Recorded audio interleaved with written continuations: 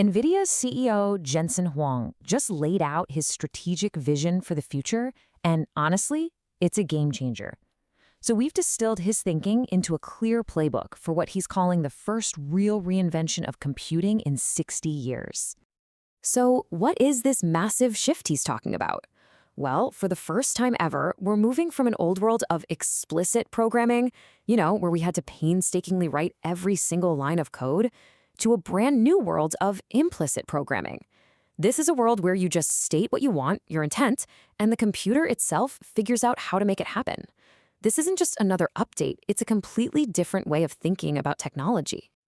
All right, so here's our game plan. We've broken this down into 4 key parts. First, we'll unpack what this new computing era really means.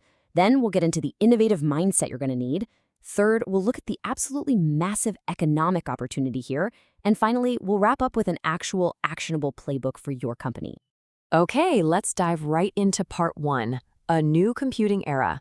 The fundamental change here is moving from simply retrieving information to actually generating it, and that right there changes everything.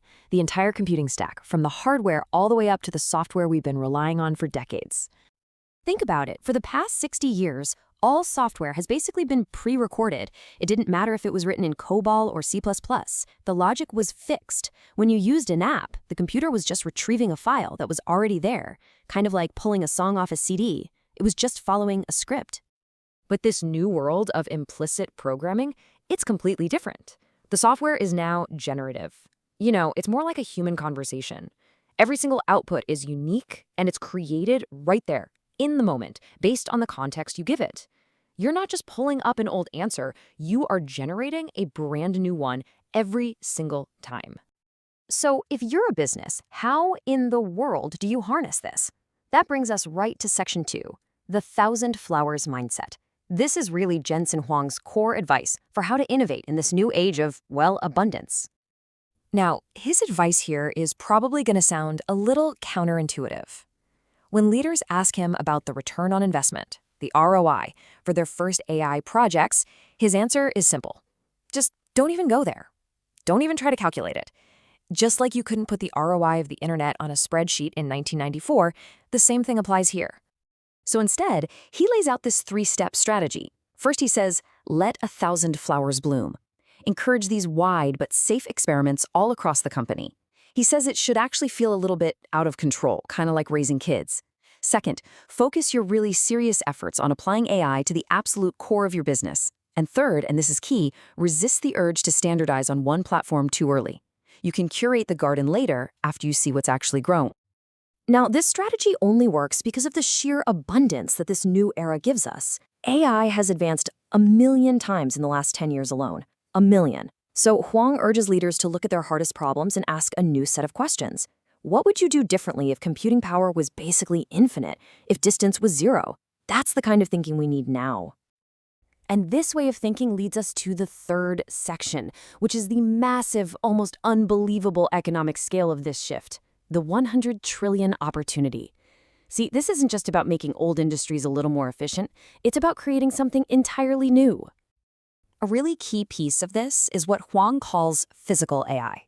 This is an AI that gets the physical world. It understands cause and effect, and, crucially, it knows how to use the tools we already have.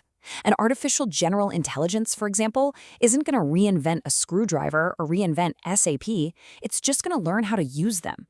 The tools we've built are still incredibly valuable. And this highlights the real economic shift. For its entire history, the tech industry basically made tools, digital hammers and screwdrivers. But for the very first time, it's now creating services, or what you could call augmented labor. A self-driving car isn't just a car, it's a digital chauffeur. And the economic value of that chauffeur over its lifetime is just vastly greater than the car itself. The scale of this is, it's staggering. The traditional IT industry, its total addressable market is somewhere around $1 trillion. But by creating services that touch every single part of the global economy, the tech industry can now go after the entire $100 trillion global market. Yeah, just let that sink in for a second. $100 trillion. This isn't just an incremental improvement. It's a completely new economic playground. It's the chance for every company in every industry to completely transform itself and become a technology-first company. Which brings us to our final section, your AI playbook. Let's get really practical here and talk about how you can build your own engine for intelligence. So, the central tactical question every single leader is facing right now is this: do you rent your AI capabilities from the cloud, or do you build your own infrastructure right there on premise? Now, Huang's answer isn't either or, it's both. Renting from the cloud gives you incredible speed and access, which is perfect for general tools and those wide experiments we talked about. But owning your infrastructure gives you learning and control, which is absolutely essential for creating your core intellectual property and protecting your most sensitive data. The mindset shift is simple. Renting is about using AI. Owning is about becoming an AI company. But regardless of your final strategy, his advice on this is non-negotiable. You must build something, even if it's small. You have to lift the hood and change the oil yourself to really develop a true, hands-on understanding of this technology. That tactile knowledge is just vital for your entire organization. So why is owning your infrastructure so critical? It's because, as Huang says, his most valuable intellectual property isn't his answers, it's his questions. The uncertainties, the strategic debates, the really tough problems your company is trying to solve, that is your most sensitive data. Those are the conversations you want to keep private, secure, and on-premise, powering the AI that will become the core intelligence of your company.